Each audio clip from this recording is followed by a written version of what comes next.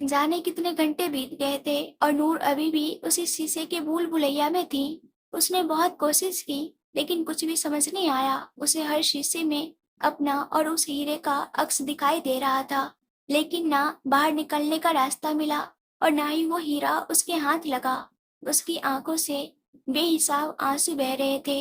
वो वहीं एक शीशे से टिक कर बैठी और अपने बालों को मुट्ठी में भर रोते हुए बोली, क्या करूं मैं? कैसे निकलूं यहाँ से? ना रास्ता मिल रहा है और ना अपने मकसद को पूरा कर पा रही हूँ। जिस हीरे की तलाश में यहाँ तक पहुँच गई, अपनी पूरी जिंदगी बर्बाद कर दी। वो मेरी नजरों के सामने होकर भी मेरे हाथ नहीं लग रहा। क्यों मेरी जिंदगी इतनी कठिन बना रखी है बप्पा? कुछ भी सीधे तरीके से होने क्यों नहीं देते? वहाँ पति बाबू जाने किस हालत में होंगे। यहाँ उन्हें बचाने का जो रास्ता है, वो भी मैं ढूंढ नहीं पा रही। प्लीज मदद करो बप्पा, मदद करो मेरी। किसी तरह इस हीरे के साथ मुझे यहाँ से निकलने का मौका दो। एक बार जिंदगी संवरने दो बप्पा। नूर बोलते हुए लगातार रोए जा रही थी। उसे कुछ भी समझ नहीं आ रहा था। वही विलेन अपनी फैक्ट्री के पास पहुंचा जहां कल निष्कर्ष ने आग लगाई थी। वो फैक्ट्री तो समय रहते बच गई थी, लेकिन निष्कर्ष वहां से जा चुका था। विलेन इस वक्त अपनी कार में टिक कर खड़ा था और सीने से हाथ बांधे उस फैक्ट्री को देख रहा था, जिसका बाहरी हिस्सा थोड़ा जल चुका था और उसकी रिपेयरिंग का काम चल रहा था। बगल में एक पुलिस इंस्पेक्टर सर झुकाए खड़ा था और वो घबराते हुए बोला, विलेन, कुछ घंटे की मोहलत तो दो। वो आदमी जिसने ये आग लगाई है, मैं उसे तुम्हारे सामने लाकर पटक दूंगा। जो पैसे मुझे देते हो, उतने में मुझे तुम उसका मर्डर करने को भी कहो तो मैं कर दूं, लेकिन प्लीज मेरी जान बख्श दो। वो पुलिस वाला डर से कांप रहा था। विलेन के चेहरे पर कोई भाव नहीं थे। वो फैक्ट्री को देख बोला, तुम्हें कुछ भी करने की जरूरत नहीं। एक फैक्ट्री की देखरेख करने को कहा था, वो हुआ नहीं तुमसे। अब उस इंसान को क्या पकड़ोगे? उसे मैं अपने तरीके से अपने पास ले आऊंगा। तुम जाओ यहाँ से। वो इंस्पेक्टर तुरंत वहां से निकल गया। विलेन ने अपना सर ऊपर आसमान की ओर किया। रात लगभग से हो ही चुकी थी। इंस्पेक्टर के जाते ही पुष्कर वहां आया। विलेन बिना उसकी ओर देखे ही बोला, पता करो वो आदमी जिसने ये आग लगाई, वो किसी पुलिस स्टेशन में है। मेरे धंधे का नुकसान किया वो तो अलग बात है। मेरी कोहिनूर को मुझसे छीनने की ताकत रखता है वो इंसान, और जो मुझसे मेरी चीज दूर करता है, वो इंसान जिंदा रहे, मुझे कतई बर्दाश्त नहीं। हर पुलिस स्टेशन खंगालो, वो आदमी वही मिलेगा। और उसके साथ उस कमिश्नर का भी पता लगाना, जिसने ये सारी प्लानिंग प्लॉटिंग की है। उसका सर हिलाकर वहां से निकल गया। कुछ देर रुकने के बाद विलेन भी अपनी कार में ड्राइविंग सीट पर बैठा और अचानक उसके चेहरे पर मुस्कान आई। वो गहरी आवाज में बोला, तैयार हो जाओ कोहिनूर, अपनी जिंदगी का सबसे बड़ा सच जानने के लिए। बोलकर विलेन ने वो गाड़ी आगे रास्ते पर बढ़ा दी। इधर रोते रोते नूर ने अपनी आंखें एक बार फिर बंद कर ली थी। थक चुकी थी इन चीजों से वो, लेकिन तभी उसके कानों में सूज के खटखट की आवाज गूंजी। नूर ने झट से आंखें खोली तो सामने शीशे में उसे विलन का अक्स नजर आया, लेकिन उसके आसपास उसे कहीं विलन दिख नहीं रहा था। वो शीशे कुछ इस तरीके से अरेंज थे कि कौन कहाँ खड़ा है और कौन सी चीज कहाँ रखी है, कुछ समझ नहीं आ रहा था। नूर पहले ही इन चीजों से परेशान थी, इसलिए वो बैठी रही और नजरें सामने के शीशे पर ब्लेन की आंखों में ही थी। नूर की आंखों में अपना राज जानने की तलब नजर आ रही थी। चेहरे पर इस भूल भुलैया में फंसे होने का फ्रस्ट्रेशन भी था। मैं बहुत कंफ्यूज हो गया हूँ कोहिनूर, प्लीज बताओ कि तुम्हें करना क्या है? अपना राज जानना है या फिर इस भूल भुलैया से बाहर निकलना है? बोलते हुए विलेन ने अपने कदम नूर की ओर बढ़ाए। नूर अभी भी विलेन की आंखों में देख रही थी और कुछ ही सेकंड में विलेन उसके सामने आकर खड़ा था और सिर नीचे कर वो नूर की आंखों में ही देख रहा था। उसके चेहरे की मुस्कुराहट नूर को और चिढ़ा रही थी। नूर ने कुछ नहीं कहा, बस अपनी आंखें बंद कर सिर पीछे शीशे से टिका लिया। विलेन घुटने के बल बैठा और नूर के चेहरे पर आई बाल की लटों को उसके कान के पीछे करता हुआ दोबारा प्यार से बोला, बताओ ना कोहिनूर, तुम्हारे लिए क्या करूं मैं? कौन सी सेवा पसंद आएगी तुम्हें मेरी? कौन सा ऑप्शन चूज करती हो तुम? Option B. नूर अचानक से आंखें खोल बोली। उसका जवाब सुन विलेन के चेहरे पर मुस्कान आ गई।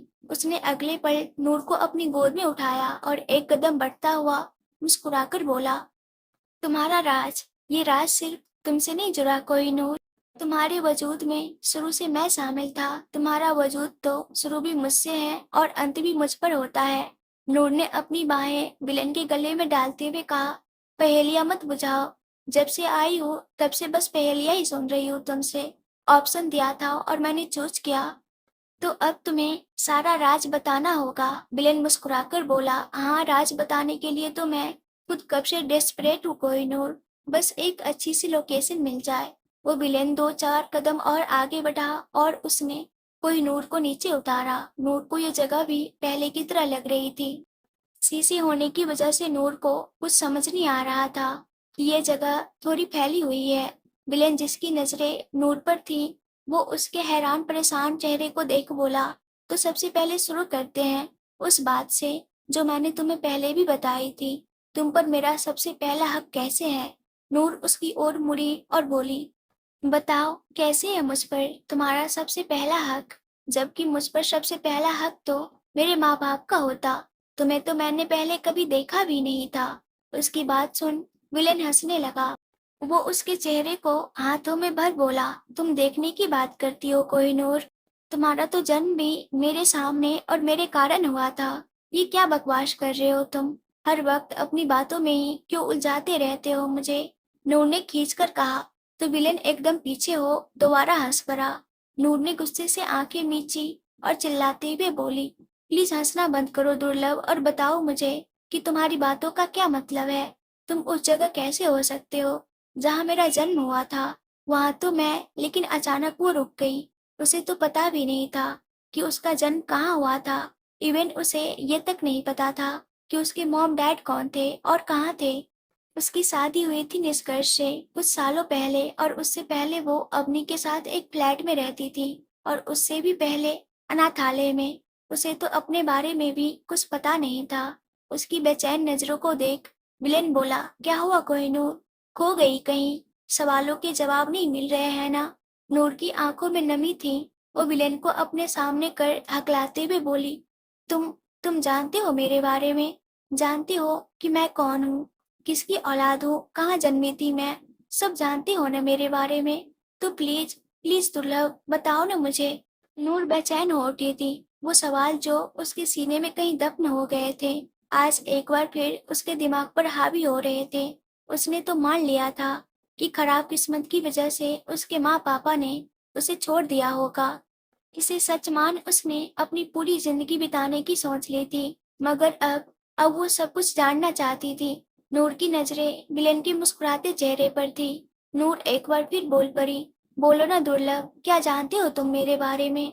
तुम, वो बोलती हुए रुक गई जब विलेन ने उसे बीच में रोककर कहा, रीवा सिंघानिया तुम्हारी माँ का नाम। ये नाम सुनते ही नूर बिल्कुल शांत हो गई। उसके होठों से निकला, रीवा। विलेन उसके इर्द गिर्द घूमते हुए बोला, रीवा आंटी मेरी मॉम की बेस्ट फ्रेंड थी। उनकी बेटी हो तुम कोहिनूर। जब उन्होंने तुम्हें जन्म दिया था तो वो पहला इंसान था मैं जिसने तुम्हें सबसे पहले देखा था, तुम्हें छुआ था। तुम्हारे रोने की आवाज सबसे पहले मैंने सुनी थी। तुम्हारी ये हीरे सी आंखों को मैंने देखा था। तभी तुम्हें कोहिनूर नाम दिया था मैंने। हमारे बीच कुछ भी नया नहीं है कोहिनूर। वो वक्त बिल्कुल वैसा हसीन था जैसा हमने कल एक दूसरे को पाकर महसूस किया था। नूर अचानक उसे रोक बोली, तो मेरी माँ है कहाँ? तुम जानते होगे ना? विलेन उसकी बात सुनकर भी नजरअंदाज करता हुआ बोला, उस वक्त रीवा आंटी की हालत बहुत खराब थी। हम अकेले घने जंगल में थे। हमारी मौत हमारे पीछे पड़ी थी कोहिनूर। उस वक्त तुम दोनों में से किसी एक को ही बचाने की हालत में था मैं। सिर्फ 9 से 10 साल का ही तो था। अकेले क्या क्या करता। उस वक्त रीवा आंटी ने मुझे तुम्हें सौंपा था कोहिनूर, तुम्हारी जान बचाने के लिए। उन्होंने अपनी जान गंवाई थी। हमें वहां से सही सलामत निकालकर उन्होंने अपने माँ होने का फर्ज निभाया था। You know, she was a very brave woman Kohinoor. Villain के चेहरे के एक्सप्रेशन बिल्कुल बदल चुके थे। जहाँ उसके चेहरे पर अब तक मुस्कान थी, वहां अब गुस्सा और दर्द नजर आ रहा था। आंखों के सामने कुछ पल घूमते रहे थे जिसे याद कर उसे कुछ अजीब सा लगने लगा था। पर अचानक नूर ने विलेन की ओर घूमते हुए उसके कॉलर को पकड़ा और रोते हुए चिल्लाई, और उस वक्त तुम्हें मेरे साथ भागना वहां से सही लगा। मेरी माँ को बचाया नहीं, उन्हें वहीं मरने को छोड़ दिया। उन्होंने हमें बचाया। पर तुमने उन्हें छोड़ दिया। उन्होंने तुरंत एक बच्चे को जन्म दिया था। चलने की भी हालत में नहीं थी वो, और तुमने उन्हें मौत के बीच ही हुई जंगल में छोड़ दिया और भाग गए वहां से। How could you do this दुर्लभ? विलेन ने कोई रिएक्शन नहीं दिया, बस नूर के हाथ को अपने कॉलर से हटाया। तो वो रोते हुए ही बेजान सी उसके शरीर से लगते हुए उसके घुटनों से लगकर बैठ गई। नूर रोते हुए बोली, मैं भी कितनी बेवकूफ थी ना। अब तक सोचती थी कि मेरे माँ बाप को मुझसे कोई फर्क नहीं पड़ता था, तो मुझे अनाथालय में छोड़कर चले गए। लेकिन इस बात से अनजान थी कि मेरी माँ ने मुझे बचाने में अपनी पूरी जिंदगी गंवा दी, अपनी जान दे दी मेरे लिए। नूर जोर से रोने लगी। शीशे से टिका विलेन सामने के शीशे में टूटी बिखरी नूर का अक्स देख रहा था। हाँ, था वो डेस्परेट नूर को उसका सच बताने के लिए, पर ये चीज उसे भी अच्छी नहीं लग रही थी। वो मन में बोला, सिर्फ सच का एक हिस्सा जानकर तुम यूं टूट रही हो कोहिनूर।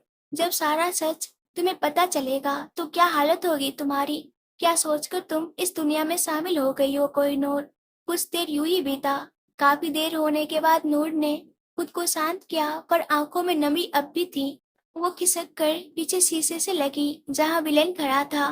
वो सामने शीशे में विलेन की आंखों में देख बोली, कौन थे वो लोग जिन्होंने मेरी माँ की जान ली थी? इतना जानते हो तो ये भी जानते होगे ना तुम? तो बताओ ना, कौन थे वो सब? और मेरे पापा, वो कहाँ थे? क्या उन्हें इन चीजों के बारे में पता नहीं था? विलेन की नजर नूर की मेटेलिक सी आंखों पर ही थी, जो इस वक्त हीरे की तरह चमक रही थी। और वो उसे देखते हुए बिना भाव के बोला, he was your dad Kohinoor, who killed your mom.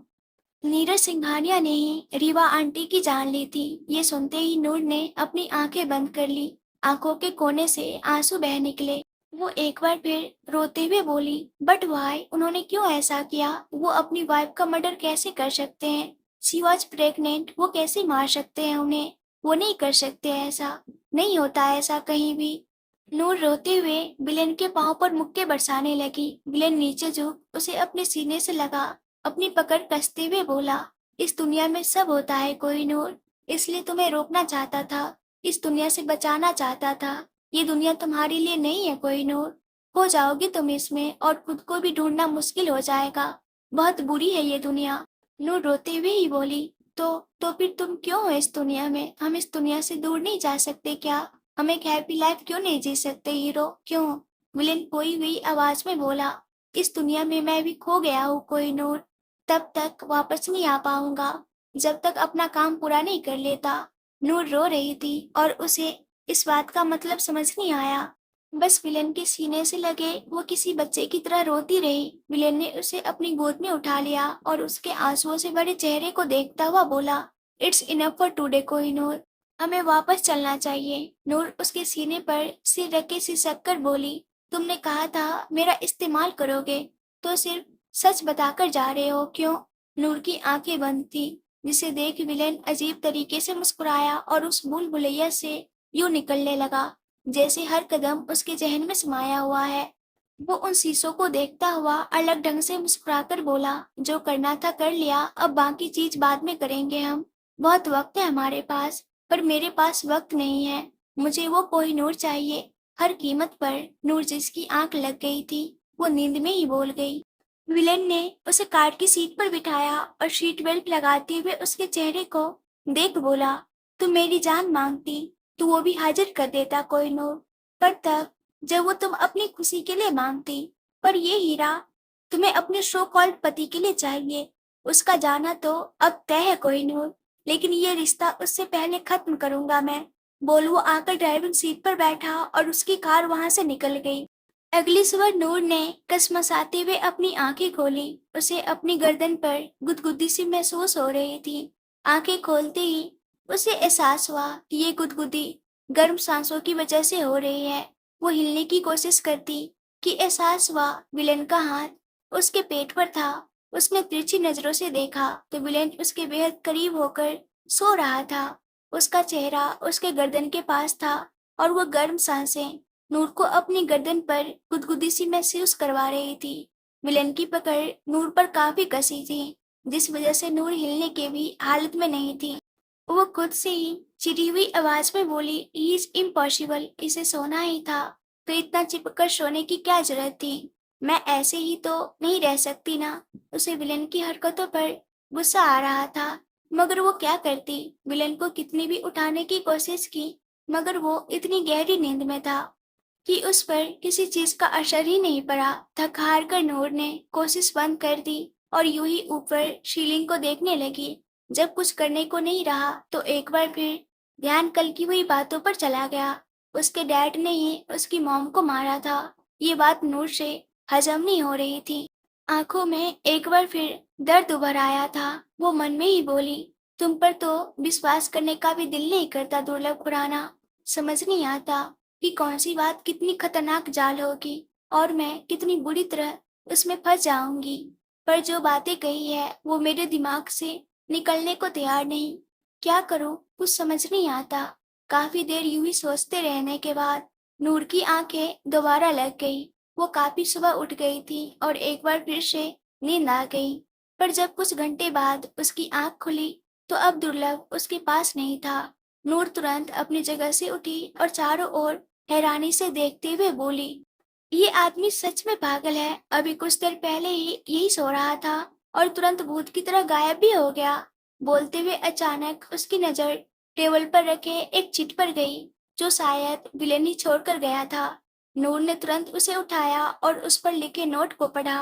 I know Kohinoor कि कल का राज कुछ ज्यादा ही धमाकेदार हो गया तुम्हारे लिए, पर क्या करूं, इतना टाइम नहीं मिला कि तुम्हें उन बातों को भुला देने के लिए अपनी प्यार भरी थेरेपी दूं तुम्हें। बट यू नो मैं तुम्हारे लिए एक दूसरा सरप्राइज तैयार कर रहा हूँ। एंड गेस सरप्राइज कौन होगा कोहिनूर? हाँ बिल्कुल वही, वो नाम जिसके बारे में तुमने सबसे पहले सोचा। और अचानक नूर के होठों से एक नाम निकला, पति बाबू। साथ ही आंसुओं का एक कतरा उस नोट पर गिरा। वही एक दर्द भरी चीख अचानक से उस सेल में गूंजी जहां निष्कर्ष को दोबारा बंद करके रखा गया था। उस सेल का दरवाजा खुला था जिस वजह से हल्की रोशनी अंदर जा रही थी, मगर इतनी काफी नहीं थी कि अंदर मौजूद इंसान एक दूसरे का चेहरा देख सके। अंधेरे में दर्द से कराहता हुआ निष्कर्ष अपनी बाह थामता हुआ बोला, कौन है यहाँ पर और दोबारा क्यों मुझे बंद करके रखा है? तुम लोग जाने क्यों नहीं देते मुझे यहाँ से? मैं कह रहा हूँ ना, मैंने कोई चोरी नहीं की। नहीं जानता मैं उस हीरे के बारे में। जाने दो मुझे यहाँ से। मेरी बीवी को मेरी जरूरत है। लेकिन एक जोरदार मुक्का दोबारा उसके चेहरे पर पड़ा और किसी ने उसके बालों को कसकर अपनी मुट्ठी में जकड़ते हुए उसके चेहरे के पास जाकर सर्द आवाज में कहा, तेरी सो कॉल्ड बीवी को अब तेरी कोई जरूरत नहीं है निष्कर्ष खुराना। वो अब दुर्लभ खुराना की लकीरों में लिखी जा चुकी है। विलेन की वो आवाज जितनी शांत थी उतनी ही खतरनाक लग रही थी।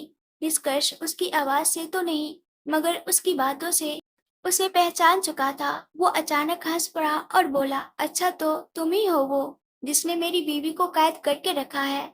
हाँ, अपने प्यार में। विलेन एक और मुक्का उसके मुंह पर जड़ता हुआ बोला।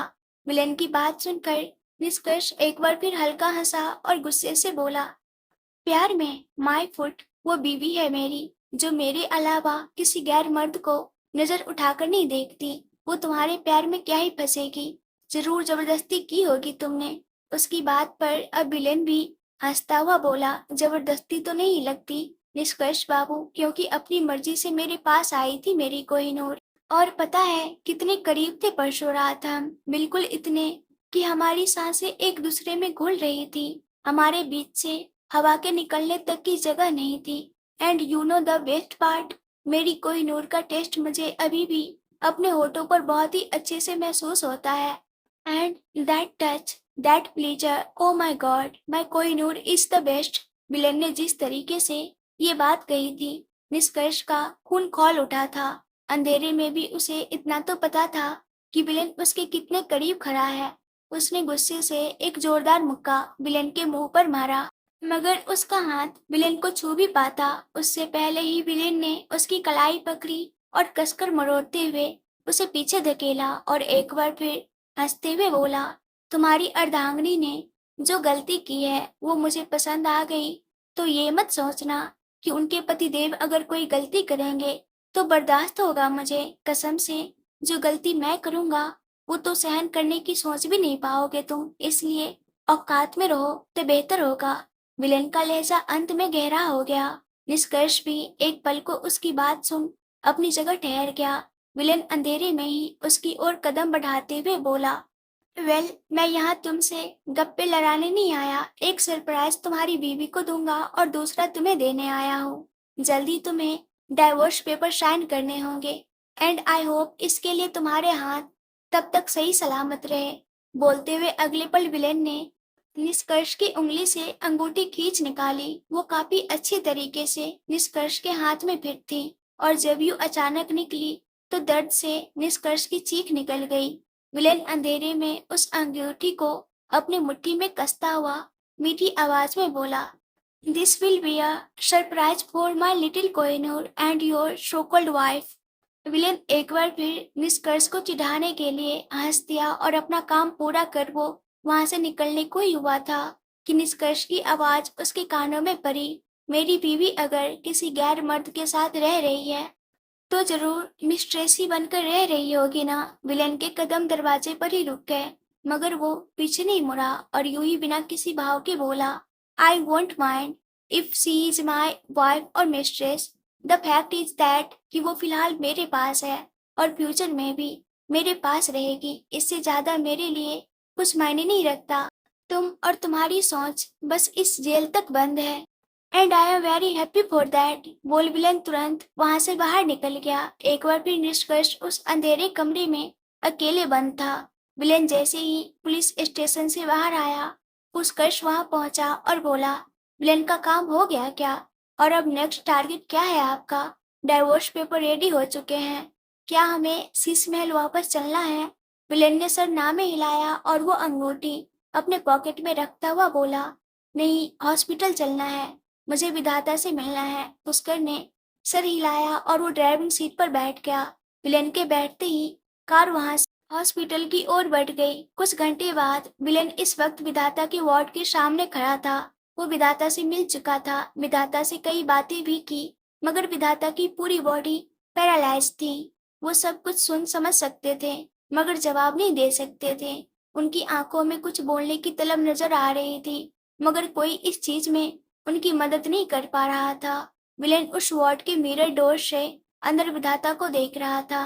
उसके बगल में पर्व खड़ा था जो काफी देर से उसे कुछ बता रहा था और अंत में वो एक वीडियो प्ले कर विलेन की ओर बढ़ाते हुए बोला, एंड इट इज कंफर्म कि विधाता का एक्सीडेंट नूर ने ही किया है। विलेन ने पर्व के हाथों से वो फोन ले लिया और वहीं बेंच पर बैठे उस वीडियो को देखने लगा। शाम होते होते विलेन की कार आकर शीश महल के पार्किंग एरिया में रुकी। वो इस वक्त कार में अकेला था और तेजी से वो अपने कमरे की ओर बढ़ा जहां नूर कब से विलेन के आने का इंतजार कर रही थी। उसे जानना था कि विलेन के बातों का मतलब क्या था और क्या वो सच में निष्कर्ष को हर्ट करने वाला था। लेकिन जैसे ही दरवाजे पर उसे विलेन की आहट हुई उसने अपना मुंह गुस्से से फेर लिया। विलेन कमरे में आया, उसकी नजर नूर पर गई लेकिन आज नूर को देख उसकी आंखों में कोई प्यार नहीं था। जाने कैसे इमोशन नजर आ रहे थे विलेन की आंखों में, पर ऐसा कुछ आज तक नूर ने विलेन की आंखों में नहीं देखा था। मगर फिर भी वो विलेन से इस वक्त बात करने को तैयार नहीं थी। वो कमरे से बाहर निकलने को हुई उससे पहले ही विलेन ने उसकी बांह पकड़ उसे अपने सामने किया और उसकी पीठ को अपने सीने से लगा उसके पेट पर अपने हाथ कस दिए। नूर कसमसाई पर तभी विलेन उसके कान के पास झुककर बेहद धीमी आवाज में बोला, तुमने ही विधाता का एक्सीडेंट किया है ना कोहिनूर? नूर की हिलने की भी हिम्मत नहीं हुई। अचानक उसका पूरा शरीर जैसे जम गया था।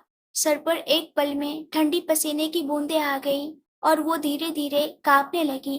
विलेन बिल्कुल उसके गर्दन के बीच हुआ और बोला, झूठ बोलने की कोशिश मत करना कोहिनूर, बस तुम्हारे होठों से सच सुनना चाहता हूँ मैं।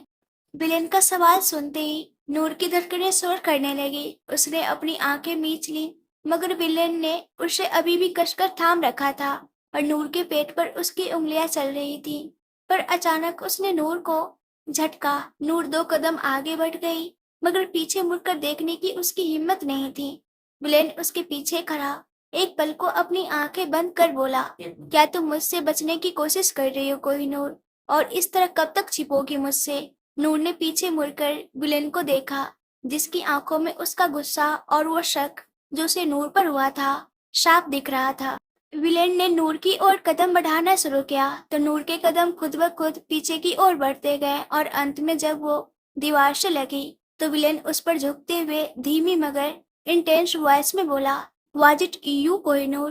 क्या तुमने ही मेरे डैड को मारने की कोशिश की थी? विलेन की हरकतें नोटिस करते हुए नूर की सांस सूख रही थी। वो बोलना चाहती थी मगर जैसे शब्द उसके कंठ से बाहर निकल ही नहीं रहे थे।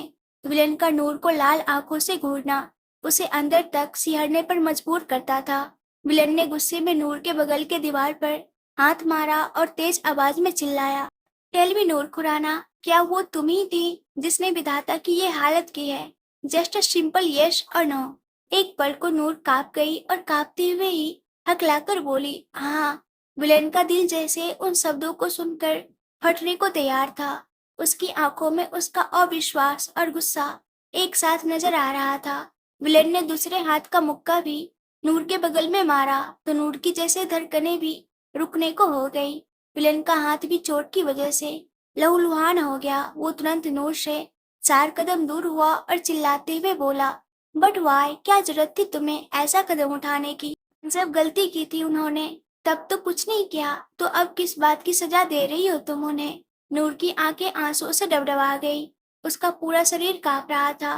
धड़कनें और सांस तो पहले ही आउट ऑफ कंट्रोल हो गई थी। वो बोलना चाह भी रही थी तो शब्द जैसे मिल नहीं रहे थे। उसने मुश्किल से अपने हाथ विलेन के सीने पर रखे और नजरें झुकाए ही बोली, जानती हूँ ये बात तुम्हारे गुस्से को ट्रिगर कर रही है, लेकिन प्लीज प्लीज दुर्लभ मेरी बात सुन लो। इसमें मेरी कोई गलती नहीं है, मेरे पास कोई और ऑप्शन नहीं था। वो बोल ही रही थी कि विलेन ने उसे जोर से पीछे की ओर धकेला। नूर की पीठ दोबारा दीवार से लगी तो उसकी एक आह निकल गई, मगर बेफिक्र विलेन अब गुस्से से पीछे बढ़ते हुए बोला, ऑप्शन नहीं था? किस चीज का ऑप्शन नहीं था तुम्हारे पास? ऐसा कौन सा राज जानते थे विधाता जो अगर मैं जान जाता तो तुम्हारा मकसद बिगड़ जाता? सब कुछ तो जानता हूँ तुम्हारे बारे में, तुम्हारा मकसद, तुम्हारा राज, तुम्हारी तरकीबें, हर एक चीज से वाकिफ हूँ मैं। फिर किस चीज से डर था तुम्हें जो तुमने विधाता को उस हालत में पहुंचा दिया? विलेन प्लीज मेरी बात तो सुनो। नूर ने बोलने की कोशिश की मगर विलेन ने उसे बीच में रोक दिया। कॉफी टेबल के सारे सामान को नीचे फेंक दिया और दोबारा चिल्लाकर बोला, क्या सुनो मैं तुम्हारी बात? तुम्हारी ही तो सुनता आया हूँ और एक तुम हो जो मेरी एक भी बातें समझने तक की कोशिश नहीं करती। आने देती विधाता को मेरे पास, जो उन्हें बताना था बताने देती विधाता को।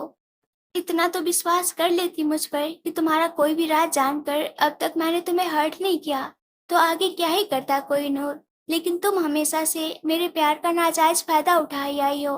कितनी बार कोशिश की है तुम्हें तुम्हारी गलती की सजा दूं, लेकिन नहीं, मेरा यह दिल मुझसे ही बगावत कर बैठता है और तुम्हें एक नई गलती करने का मौका देता है।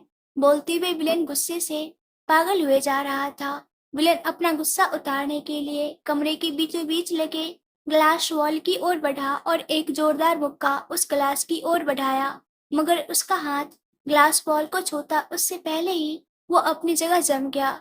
नूर उसकी पीठ से आ लगी थी और उसके हाथ विलेन के सीने को हल्के हाथों से सहला रहे थे।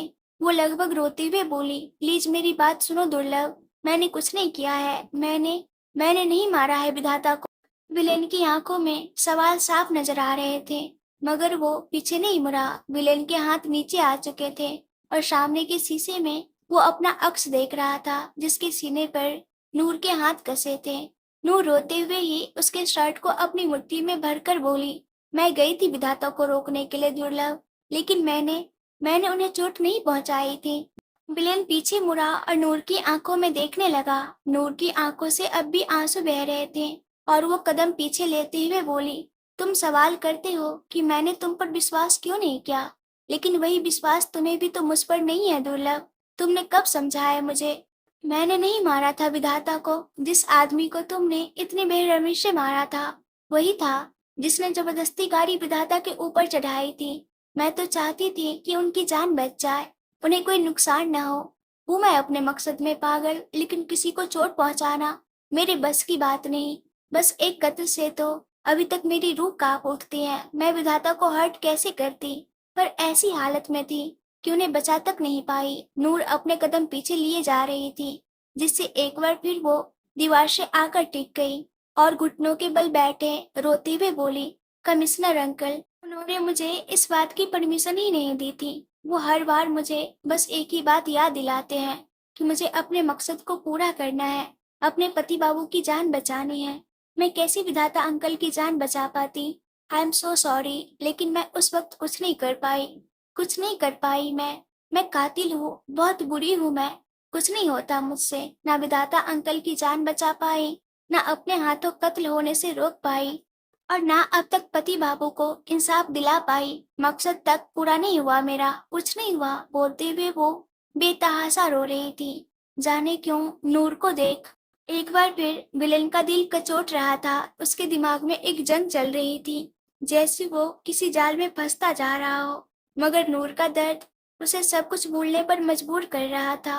वो तेजी से नूर के पास आया और उसके चेहरे को हाथ में भरता हुआ अचानक से सॉफ्ट आवाज में बोला, कोई नूर, प्लीज शांत हो जाओ। आई एम सॉरी मैंने तुम पर शक किया, लेकिन प्लीज रोना बंद करो। पहले ही तुम्हारी तबीयत कुछ सही नहीं और ज्यादा स्ट्रेस लेने की वजह से परेशानी बढ़ सकती है। कोई नूर प्लीज शांत हो जाओ। मगर नूर ने रोते हुए विलेन को दूर धकेला और तेज आवाज में बोली, क्या शांत हो जाऊं मैं? हाँ, बार बार की चोट से तो पत्थर भी टूट जाता है, मगर तुम्हें मेरे दिल का जरा भी ख्याल नहीं आता। एक तो पहले ही इतनी उलझी रहती हूँ खुद में, मैं कहाँ अपनी खुशहाल जिंदगी से इस खूनी खेल में आकर फंस गई हूँ, और एक तुम हो जो मेरे पास होते हुए भी मुझे ही दर्द देते हो। नूर ने आगे बढ़कर विलन के कॉलर को थामा और उसके चेहरे के करीब होते हुए बोली, आज तक हर बात पर ऑप्शन देते आए हो ना मुझे, ये चूज करूं या वो। तो आज मैं तुम्हें ऑप्शन देती हूँ मिस्टर दुर्लभ खुराना, या तो वो कोहिनूर तुम इस कोहिनूर के हवाले कर दो, या अपने हाथों जान ले लो मेरी। प्लीज कुछ तो करो दुर्लभ, और बर्दाश्त नहीं होगा मुझसे। नहीं दे सकते कोहिनूर तो जान से मार दो मुझे, और अगर तुम्हारा दिल ये करने पर मजबूरी ना दे रहा हो तो कह दो खुद ही अपनी जान ले लूंगी, लेकिन प्लीज प्लीज इस खेल से छुटकारा दिलवा दो। बोलते हुए नूर ने विलेन के सामने अपने हाथ जोड़ लिए थे। उसका शरीर बुरी तरह कांप रहा था, आंखों से बेतहासा आंसू बह रहे थे। नूर की हालत देख विलेन को अपना दिल टूटता हुआ महसूस हो रहा था। वो नूर को संभालने के लिए आगे बढ़ता, उससे पहले ही नूर बेहोश होकर उसकी बाहों में झूल गई। विलेन का सीना एक पल को धक से रह गया। उसने नूर को उठाकर तुरंत बेड पर लिटाया और उसी के बगल में उसका हाथ थाम बैठ गया। नूर का चेहरा पूरा आंसुओं से भरा था। रोने की वजह से उसकी आंखें सूज गई थीं और नाक भी हल्की लाल हो गई थी। उसके होठ तक सूख चुके थे। काफी बुरी हालत में लग रही थी नूर, और उसे यूं देख विलेन का दिल और दिमाग एक नई जंग लड़ने लगा था। अगली सुबह धूप की किरणें छोटी सी खिड़की से होते हुए और शीशे में रिफ्लेक्ट हो मिलन के उस कमरे को जगमगा रही थी। मगर जैसे रोशनी की कोई खास जरूरत नहीं थी मिलन को जगमगाने की। वो सोया ही करता था रात भर। उसकी डार्क पर्पल ब्लू आईज तो नूर के चेहरे पर ही टिकी हुई थी, और अब उसके चेहरे पर एक छोटी सी मुस्कान थी। मिलन नूर के चेहरे पर झुका तो उसकी गर्म सांसों को महसूस कर नूर कसमसाकर उसके थोड़े और करीब हो गई। मिलन की मुस्कान और गहरी हो गई। वो नूर के मासूम से चेहरे को देखते हुए खुद से बोला, तुम मेरी जिंदगी में क्या बनकर आई थी कोहिनूर, और अब क्या बन गई हो? जब आई थी तो एक मकसद तुम लेकर आई थी और दूसरा मकसद मेरा था। इस मकसद के अलावा जो था वो इतना खास नहीं था। विलेन अचानक चुप हुआ। उसके हाथ नूर के चेहरे को सहला रहे थे। वो उसे देखते हुए खोई हुई आवाज में बोला, आज तुम थी कोहिनूर, ऑफ कोर्स मेरी मॉम की बेस्ट फ्रेंड की बेटी थी, तो तुम्हारी सेफ्टी मेरे लिए मायने रखती थी। चाहता था कि इस मकसद से बाहर निकल जाओ तुम, लेकिन अब मकसद का तो पता नहीं। मगर कुछ भी हो जाए तुम्हें खुद से दूर तो जाने नहीं दूंगा। विलेन के हाथ नूर के चेहरे पर रुके और वो उसे इंटेंसिटी से देखते हुए गहरी आवाज में बोला, बीवी तुम मेरी बनो या ना बनो, लोग तुम्हें मेरी मिस्ट्रेस ही क्यों ना कहे, मगर रहना तो तुम्हें मेरे पास ही होगा। और इसके लिए सबसे पहले तुम्हें अपने पति बाबू से सारे रिश्ते खत्म करने होंगे। बाकी दुनिया से तुम्हें छुपा कर रखने की जिम्मेदारी इस विलेन की। वो तिरछा मुस्कुरा दिया और झुककर नूर के माथे को चूमकर वहां से वॉशरूम चला गया। कुछ ही देर में विलेन की गाड़ी शीश महल से जा चुकी थी। कुछ ही देर बाद नूर की आंखें खुली और वो झट से उठकर बैठी और अपनी बेचैन नजरों से पूरे कमरे को देखने लगी। पर उसे वहां कोई नजर नहीं आया। नूर की सांसें जाने क्यों गहरी थी। उसे कल रात की हर एक बात याद थी और अब उसे कुछ समझ नहीं आ रहा था। जरूरत थी तो सिर्फ विलेन की। क्यों थी मालूम नहीं, पर थी। मगर वो यहाँ नहीं था। इसलिए नूर अपनी जगह से उठी और तुरंत फ्रेश होने गई ताकि नीचे जाकर जान सके कि विलेन है कहाँ। कुछ ही देर में वो रेडी हुई और कमरे से निकलने को हुई कि एक आवाज ने उसका ध्यान खींचा। वो किसी फोन के रिंगटोन की आवाज थी। नूर की भौहें चढ़ गई। नूर का फोन तो विलेन ने ही तोड़ा था और वो अपना फोन तो छोड़कर गया नहीं था। तो ये आवाज। नूर कमरे में वापस आई तो शायद टेबल पर रखे फोन पर उसकी नजर गई। वो उसे देख हैरानी से बोली, ये फोन, ये यहाँ कैसे आया? ये एक न्यू फोन था जिसमें नूर का पुराना सिम था। नूर हैरान थी मगर इतना जानती थी कि ये विलेन ने ही रखा होगा। नूर ने फोन हाथ में लिया तो एक अननोन नंबर से कॉल देख वो असमंजस में थी। दोबारा कॉल आया तो नूर ने कॉल उठाया और बोली, हेलो। तो दूसरी ओर से आवाज आई, नूर। उस आवाज में एक तरफ से थी, एक दर्द था। उस आवाज को सुनकर नूर जैसे अपनी जगह जम गई, आंखें नम हो गई और वो कांपती आवाज में बोली, पति बाबू आप। बोलते हुए उसके आंखों से वो नमी आंसू बनकर बह गई। दोपहर का वक्त। विलन इस वक्त अपने बेसमेंट के बीचों बीच एक कुर्सी पर पांव चढ़ाए बैठा था। उसके चेहरे पर कोई भाव नहीं थे। एक टैब में उसकी नजरें गड़ी थी और वह बिना किसी भाव के उस टैब को देख रहा था जिसमें घनघोर अंधेरा था और उस अंधेरे में एक बेहद खूबसूरत बिला जगमगा रहा था। अचानक विलन की आंखों में चमक आई जब उस विला के पार्किंग एरिया में एक व्हाइट कलर की कार आकर रुकी। उस कार से कोई आदमी बाहर निकला जो अपने फोन पर बात करता हुआ विला के अंदर की ओर बढ़ रहा था। वो आदमी जैसे बेफिक्र सा था, उस घनघोर अंधेरे में भी जैसे उसे किसी चीज का डर नहीं था। वो बेफिक्र हो अपने विला के अंदर गया। जाने क्यों इस नजारे को देख विलेन के चेहरे पर एक तिरछी मुस्कुराहट आ गई। वो यूं ही तिरछा मुस्कुराता हुआ बोला, बहुत शौक है न तुझे आग से खेलने का, तो अब देख मैं जलन कैसी महसूस होती है। बोलते हुए उसने जैसे ही चुटकी बजाई, एक जोर का ब्लास्ट उस बिला में हुआ और ठीक उसी वक्त वो आदमी जो उस बिला के अंदर गया था वो उस तेज प्रेशर में भागते भागते बाहर की ओर फेंकाया। उसकी खून से लहूलुहान शरीर विलेन को टैब में साफ दिखाई दे रहा था। शुक्र था कि उस आदमी को वक्त रहते घर में लीक हुए सिलेंडर की स्मेल आ गई थी और वो बाहर की ओर निकला। मगर जैसे ही ब्लास्ट हुआ वो बाहर की ओर गिरा। उसका विला के आसपास कोई भी नहीं था और वो यूं ही लहूलुहान वहां पड़ा दर्द से करा रहा था। उसके शरीर का कई हिस्सा जल भी गया था और चोट भी लगी थी। विलेन के चेहरे पर हंसी खिल गई। वो हंसते हुए ही बोला, बहुत उकसाने का शौक था ना मेरी कोहिनूर को। उसे मुझसे दूर जाने को उकसाता था तू, तो अब तेरी मौत को ये विलेन उकसाएगा कमिश्नर। और इतने बेहतरीन तरीके से मौत आएगी कि तू भी देखता रह जाएगा। बोलते हुए विलेन की हंसी और गहरी हो गई। उस जगह पुष्कर के साथ और भी लोग खड़े थे जो सर झुकाए उसकी हंसी से एक पल को कांप उठे थे। इधर शीश महल में नूर अपने कमरे से बाहर निकलकर हॉल में आई। वहां सभी मौजूद थे। नूर को वहां देख पूर्वी और अवनी एक साथ उसके पास गए और दोनों ने उसका हाल चाल पूछा। नूर ने भी छोटी सी मुस्कान के साथ सबको शांत किया और उनके साथ ही बैठकर बातें करने लगी। हालांकि तरफ तो नूर को ये बात जानने की थी कि विलेन अभी है कहाँ, मगर वो जैसे सीधे सवाल करने से हिचकिचा रही थी। दूसरे सोफे पर बैठा पर तिरछी नजरों से कभी नूर को घूरता तो कभी अपने फोन में अपना काम करता।